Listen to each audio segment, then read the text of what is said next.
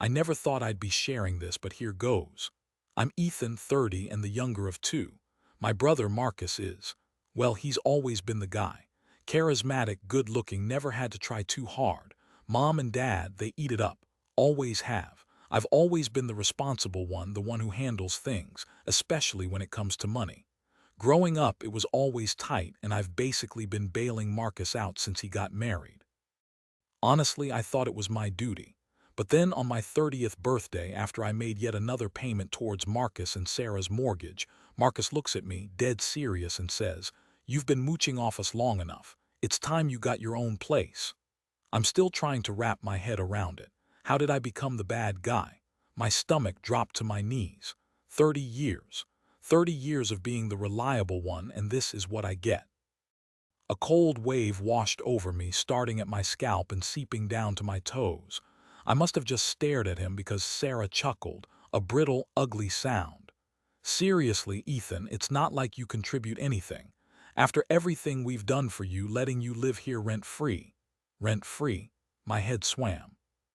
The thousands I'd quietly funneled their way over the years, the birthdays and Christmases I'd skimped on, the vacations I hadn't taken, all to keep them afloat. Gone, erased. But the mortgage, I stammered, the words feeling thick and clumsy in my mouth. Marcus just waved a hand dismissively. "Details, details. You're making a big deal out of nothing. You're a grown man. Time to stand on your own 2 feet. You need to think about what's best for the family, and frankly, you're cramping our style." My chest tightened until I could barely breathe. Was I hearing this right? Was this really happening? My own family, the people who were supposed to love me unconditionally, were throwing me out. Like garbage. I looked at my parents, desperate for some sign of support, some acknowledgement that this was insane. But their faces were blank, impassive. My mom fiddled with her necklace, avoiding eye contact. My dad just cleared his throat and looked away. "This isn't about you, Ethan," Sarah continued, her voice laced with a sugary sweetness that made my skin crawl. "It's about Marcus and the kids. We need the space." I wanted to scream, to shout, to demand an explanation. But the words wouldn't come. I was numb, hollowed out. Had I really been that blind? Was I truly just a convenient ATM to them? The years of silent resentment, the quiet sacrifices, all boiled down to this. I was a burden. And suddenly, with sickening clarity, I realized this wasn't a one-time thing. This was a pattern. Later that evening, I found Marcus alone in the living room, watching TV. This was my chance. A private conversation. It wouldn't be pleasant, but maybe, just maybe, I could get through to him.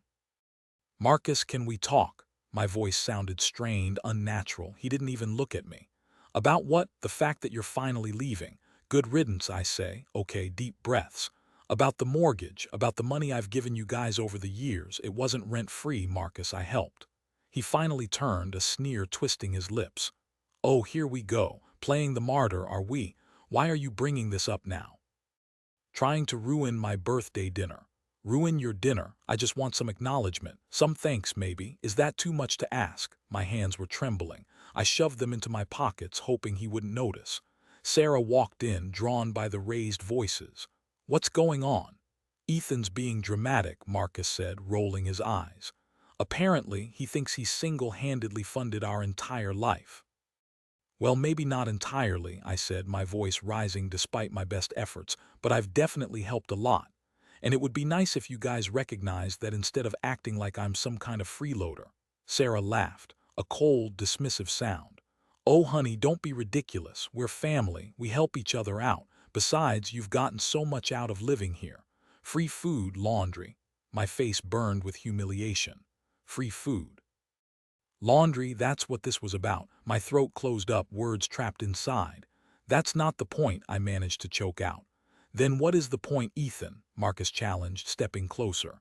"Are you expecting a medal? Get over yourself. Everyone has problems, you're not special."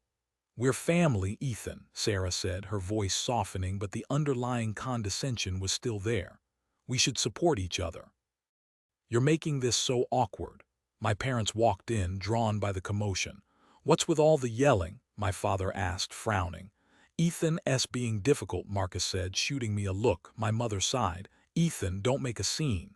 I looked from Marcus to Sarah to my parents. Their faces were set, unyielding. They weren't going to acknowledge anything. They weren't going to thank me. They were going to dismiss me just like they always did. Is this really my family? A wave of nausea washed over me. My heart pounded like a drum against my ribs. I wanted to disappear, to crawl into a hole and never come out. I was so tired of this. So tired of being the responsible one, the reliable one, the one who always picked up the pieces. Never mind, I mumbled, turning away. It doesn't matter. I retreated to my room, the weight of their dismissal crushing me. Maybe they were right. Maybe I was just being selfish. Maybe I was making a big deal out of nothing. Maybe I deserved this, but a tiny spark flickered in the darkness. Maybe, just maybe, I didn't. The following weekend, a barrage of texts from my mother started early Saturday morning. "Ethan, dear, we're having a family lunch. You must come. It wouldn't be the same without you." Each message was punctuated with excessive emojis, a clear sign she was laying on the guilt. I ignored them, burying myself in a book, trying to drown out the rising tide of anxiety. But the phone wouldn't stop buzzing. Then came the calls. First Mom, then Dad, then, predictably, Marcus. "What's the big deal, Ethan?" Marcus demanded when I finally answered. "Just come to lunch. It's family." "I'm busy," I lied, my voice flat. "Busy doing what? Moping around your room? Don't be ridiculous. We all want to see you." The lie was a flimsy shield against the well-honed guilt tactics they perfected over decades. "Look, I'm not really up for it," I said, trying to keep my tone neutral. "Maybe next time." "Nonsense. Sarah's making your favorite lasagna. You know how much Mom loves it when we're all together. Don't be selfish." Selfish. There it was again. The word they used to manipulate me, to guilt me into submission. A sharp pain pierced my temples. Why was I still putting up with this? "I really can't," I repeated, my voice wavering slightly. "I have plans." "Plans on a Saturday? Come on, Ethan, don't be like that. Your mother's been so worried about you. Just come for a little while. It would mean so much to her." A flashback hit me. Christmas 5 years ago. I'd worked double shifts to afford extravagant gifts for everyone while I received a generic gift card. When I politely expressed my disappointment, my mother had teared up, accusing me of ruining the holiday. "Ethan, please," Marcus pleaded, his voice dripping with false sincerity. "Do it for Mom." I closed my eyes, fighting the urge to give in. The pressure was immense, a suffocating weight on my chest. "Okay," I relented, the word tasting like ash in my mouth. "I'll come, but just for an hour." The lunch was exactly as I'd anticipated. A carefully orchestrated performance designed to make me feel guilty and obligated. The moment I walked in, my mother enveloped me in a hug, her embrace feeling more like a cage. "Ethan, darling, we're so glad you could make it," she gushed, squeezing me tightly. "You look pale. Are you eating enough?" "I'm fine, Mom," I said, trying to disentangle myself. Marcus clapped me on the back, a forced smile plastered on his face. "Good to see you, little bro. Sarah made your favorite lasagna. Dig in." Sarah, ever the passive-aggressive queen, chimed in. "Yes, we know how much you love it, Ethan. We wouldn't want you to feel deprived." The emphasis on "you" hung in the air, a subtle dig at my supposed freeloading. The room was filled with the usual family chatter, a cacophony of voices that grated on my nerves. My father sat silently at the head of the table, occasionally nodding in agreement with whatever Marcus said. My mother hovered, refilling everyone's drinks and offering unsolicited advice. The kids, oblivious to the tension, ran around, shrieking with laughter. "So Ethan," my Aunt Carol said, her voice sharp and probing, "we hear you're moving out. That's a big step. Are you sure you can afford it? Rent is so expensive these days." Before I could answer, Marcus jumped in. "Oh, he'll be fine. He's always been so responsible with money. Unlike some of us," he added with a wink, earning a chorus of laughter. A wave of nausea washed over me. The lasagna, once appealing, now sat like a lead weight in my stomach.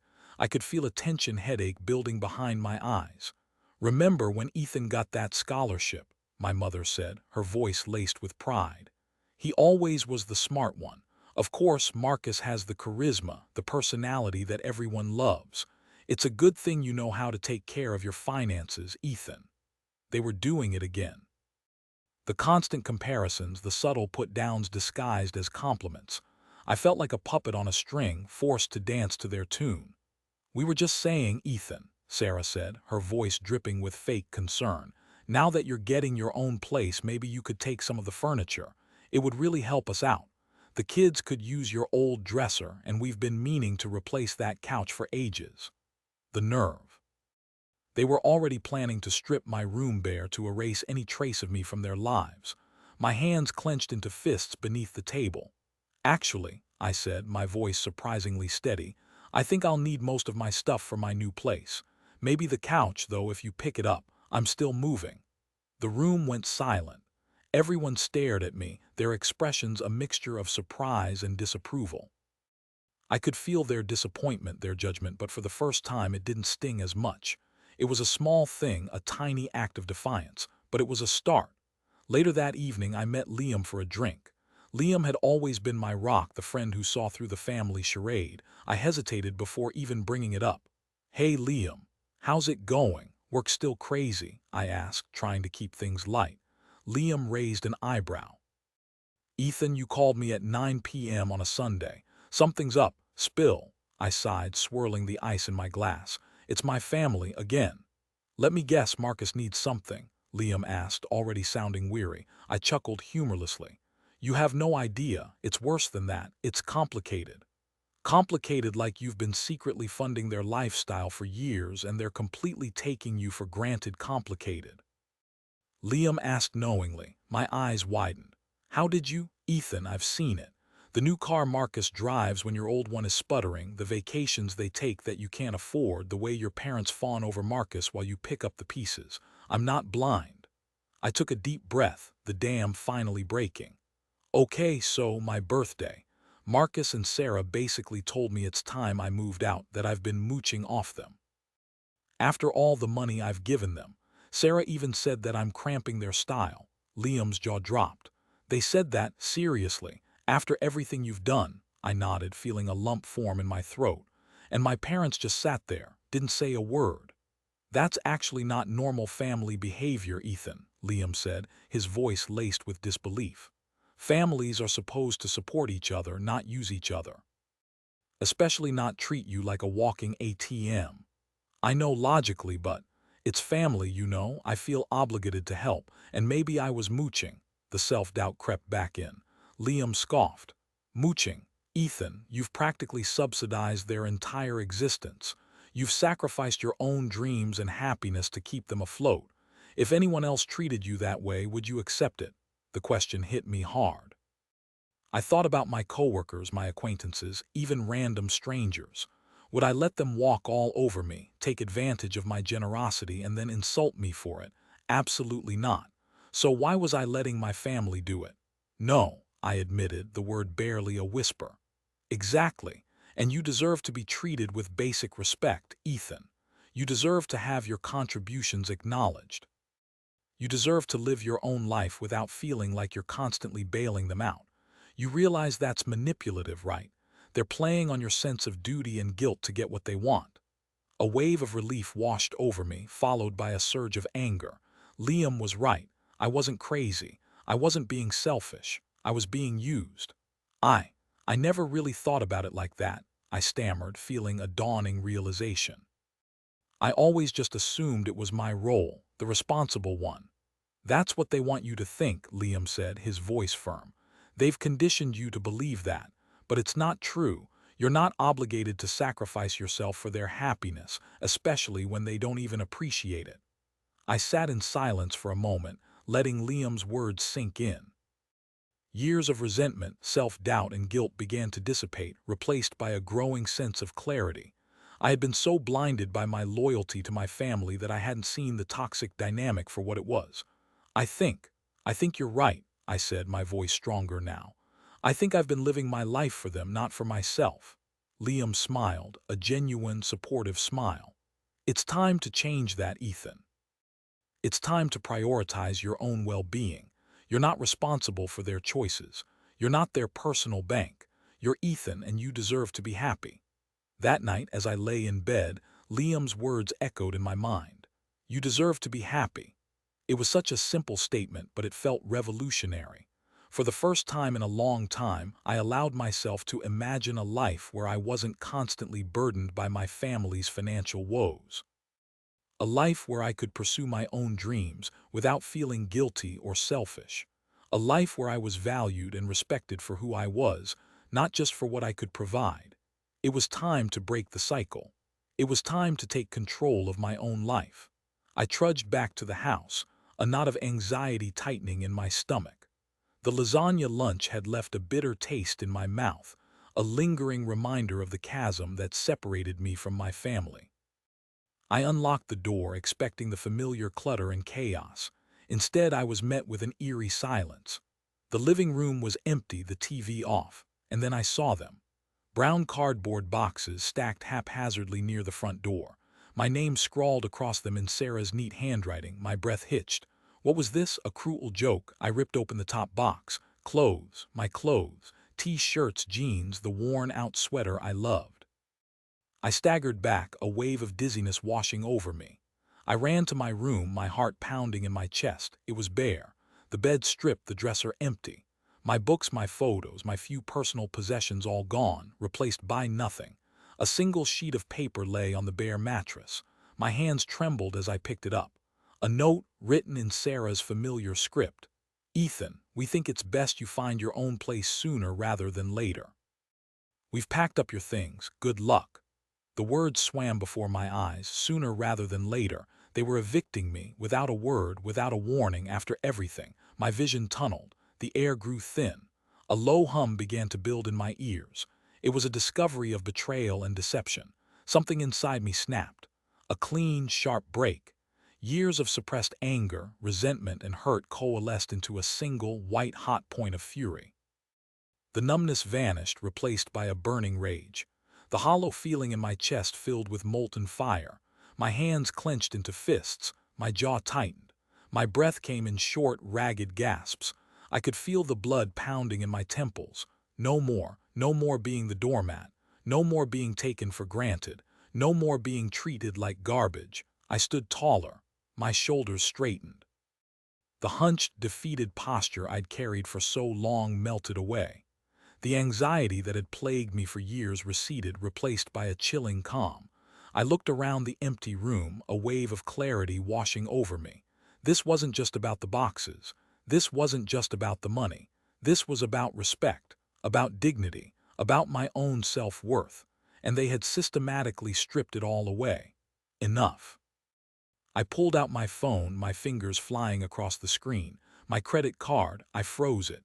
And then one by one I canceled all the automatic payments I had been making to Marcus and Sarah's accounts. The mortgage, the car payments, the utilities, all of it. Gone. A sense of relief washed over me, mixed with a surge of exhilaration. I was finally taking control, finally standing up for myself. I looked at the boxes, a grim satisfaction spreading across my face. They wanted me out? Fine, I would leave, but I wouldn't leave quietly. They had pushed me too far. I walked out of the house, leaving the boxes behind. I didn't look back. No more. I am done. Ethan stared at the laptop screen, the bank website glaring back. Freeze, cancel, confirm. Each click felt like severing a rope, freeing him from years of obligation. He double-checked the accounts, ensuring every last payment to Marcus and Sarah was stopped. This was it. No going back. He closed the laptop, the apartment silent save for the hum of the refrigerator. He needed to prepare. Evidence. Liam had been right. He needed concrete proof of the financial support. Screenshots of bank transfers, old emails referencing loans, even the scribbled notes he'd kept tracking expenses.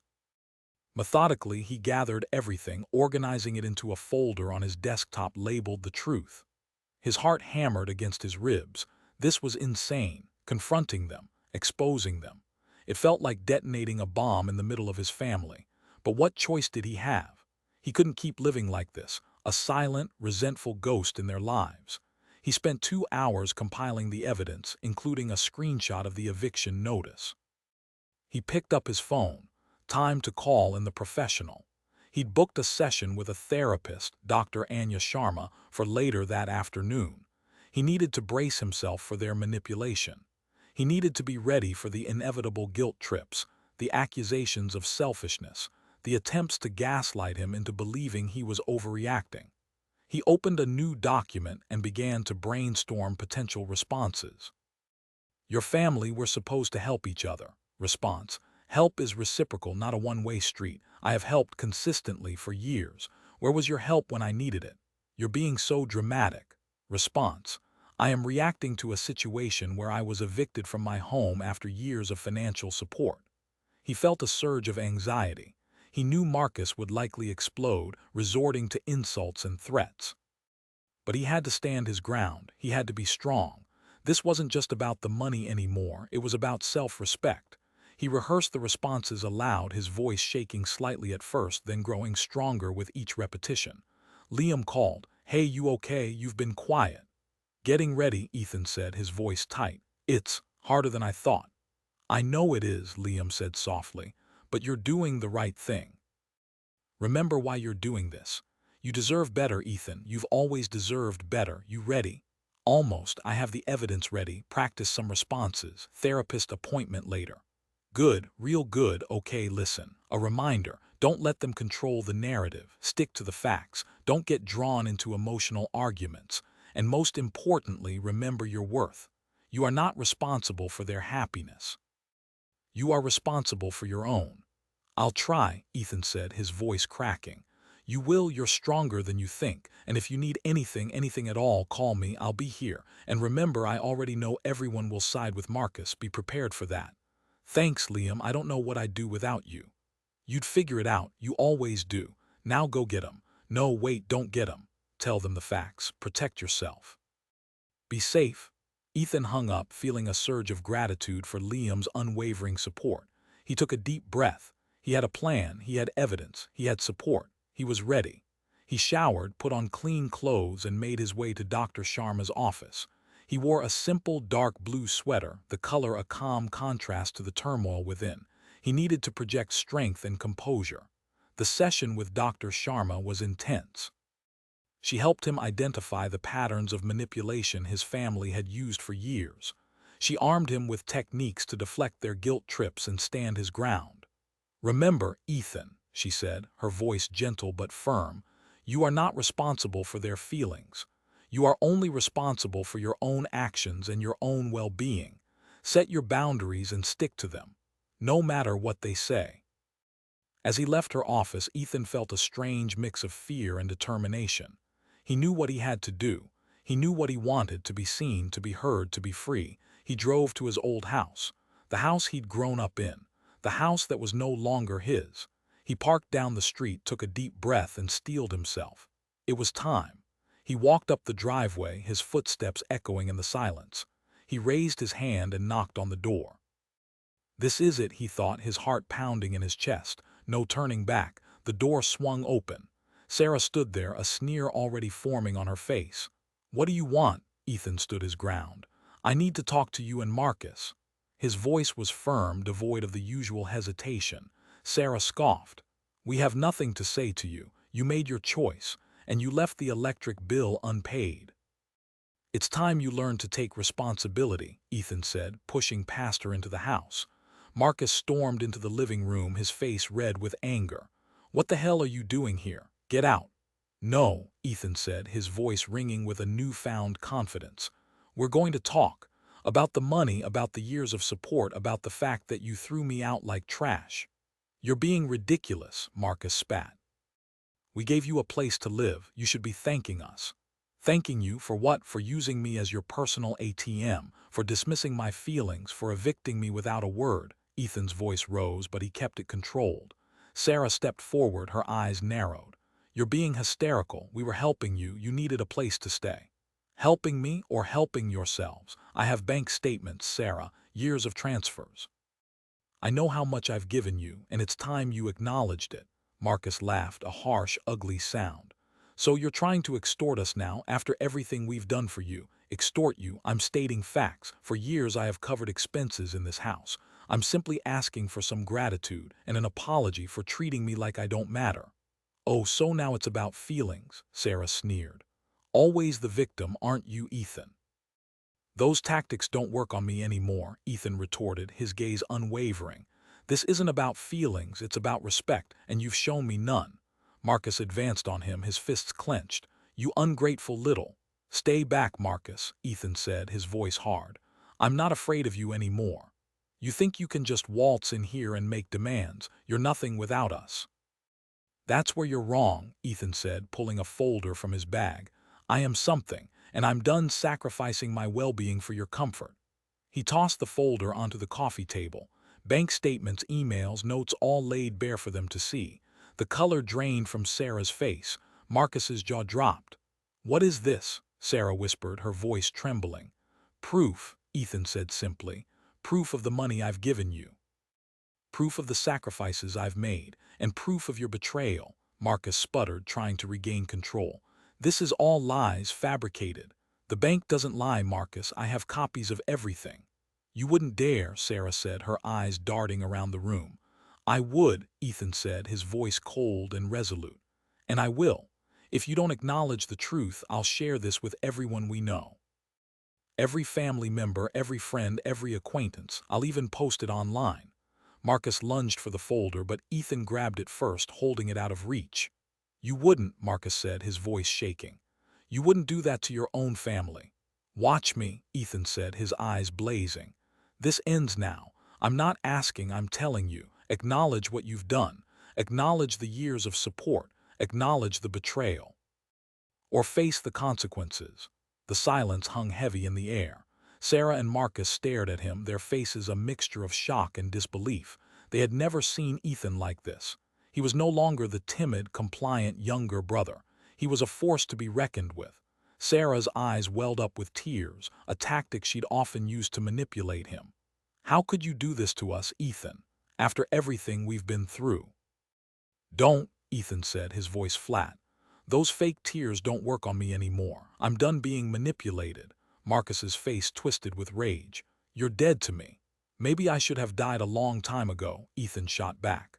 But as things stand, I am free to live my life as I see fit, and you can pay your own damn electric bill. Ethan turned and walked out of the house, leaving Sarah and Marcus speechless. He reached his car and drove away. Ethan gripped the steering wheel, knuckles white. His hands trembled, a delayed reaction to the adrenaline coursing through his veins. Each breath came in short, ragged gasps. He pulled over to the side of the road, needing to catch his breath. He sat there for a long moment, eyes closed, trying to process what had just happened. He'd done it. He'd finally stood up to them. The silence was broken by the insistent buzzing of his phone, an incoming text from Marcus. You'll regret this, you little prick. Followed by a string of angry emojis. Ethan deleted the text without reading it. He started the car and drove to his new apartment. As soon as he walked through the door, the exhaustion hit him like a wave. He kicked off his shoes, threw his keys on the counter, and collapsed onto the couch. The emptiness of the apartment, usually a source of loneliness, felt strangely comforting. It was his space, his life. He closed his eyes, replaying the confrontation in his mind. He hadn't gotten an apology. He hadn't gotten any real acknowledgement, but he had spoken his truth. He had set his boundaries, and that was enough, for now. His phone buzzed again. Another text from Marcus, then one from his mother. Then a barrage of missed calls from various family members. He silenced his phone, tossing it onto the coffee table. He needed space. He needed time to process. He got up, walked to the kitchen, and poured himself a glass of water. He stood there, looking out the window at the city lights twinkling in the distance. A new chapter was beginning. A chapter where he was in control. A chapter where he prioritized his own well-being. He was finally free. It felt like a liberation. It's been 3 months since that day. 3 months of navigating the fallout from the confrontation. 3 months of rebuilding his life. The immediate aftermath was chaotic. The texts and calls continued for days, escalating in intensity. Marcus and Sarah tried every tactic they could think of to guilt him into reinstating the payments. They called his parents, his aunts, his uncles, trying to rally support against him. His parents, predictably, sided with Marcus. They accused him of being selfish, ungrateful, and disrespectful. They couldn't understand why he would do such a thing to his own family. But then, something unexpected happened. His Aunt Carol, the one who had always seemed so critical, called him. "Ethan, honey, I heard what happened," she said, her voice uncharacteristically gentle. "I always thought there was something strange about how Marcus and Sarah lived. They always seemed to have so much, even when they were supposedly struggling." She paused.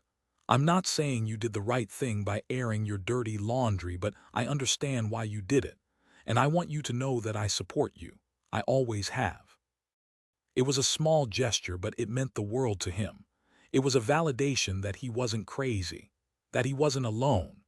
Other family members reached out as well, some offering support, others expressing disappointment. The reactions were mixed, a reflection of the complex dynamics within his family. Marcus and Sarah, predictably, refused to acknowledge any wrongdoing. They continued to portray themselves as the victims, painting Ethan as a vindictive, spiteful younger brother. He received a few messages from mutual friends, acquaintances who believed Marcus's version of the story. He tried to explain his side, but most people weren't interested in hearing it. Then came the attempt at sabotage. Marcus, using his connections, tried to get Ethan fired from his job. Fortunately, Ethan's boss, a fair and understanding man, saw through the attempt. He assured Ethan that his job was safe and that he valued his contributions to the company. The incident, however, made Ethan realize that he needed to protect himself. He started looking for a new job, one that was less vulnerable to Marcus's influence. Within a month, he secured a position at a larger, more stable company. The pay was better, the benefits were better, and the work was more fulfilling. It felt like a fresh start. The therapy sessions with Dr. Sharma continued to be invaluable.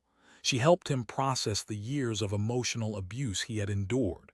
She taught him how to set boundaries, how to assert his needs, and how to value himself. He started dating again, cautiously at first. He was honest about his family situation, wary of repeating the mistakes of the past. He met a woman named Olivia who was kind, intelligent, and supportive. She listened without judgment and offered encouragement. He was starting to feel like himself again. The relationship with his parents remained strained. They refused to apologize. They continued to defend Marcus's behavior, but Ethan had come to accept that they might never change. He had learned to detach himself emotionally to protect himself from their toxicity. He still had moments of doubt, moments of guilt, moments of sadness. He missed his family, even with all their flaws. He wondered if he had made the right decision. Maybe he should have just continued to support them to keep the peace. But then he remembered the feeling of freedom he had experienced that day, the day he walked out of their house.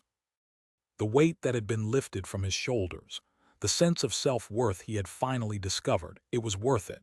He learned that you can't change people. You can only change how you react to them. He learned that setting boundaries is not selfish, it's necessary for survival.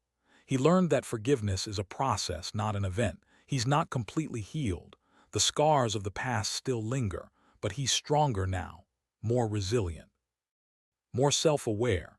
His current emotional state is a mix of peace and cautious optimism. He's found a new home, a new job, and a new relationship. He's surrounded by people who value and support him. He's finally living his life on his own terms. But there's one lingering question that still haunts him. Should he try to reconcile with his parents? They haven't reached out since the initial confrontation. A part of him longs for their love and acceptance, but another part of him knows that reconciliation might mean sacrificing his own well-being. He is torn. Has anyone else experienced something similar? How did you navigate the complexities of family reconciliation after setting boundaries? Any advice on how to approach this situation would be greatly appreciated.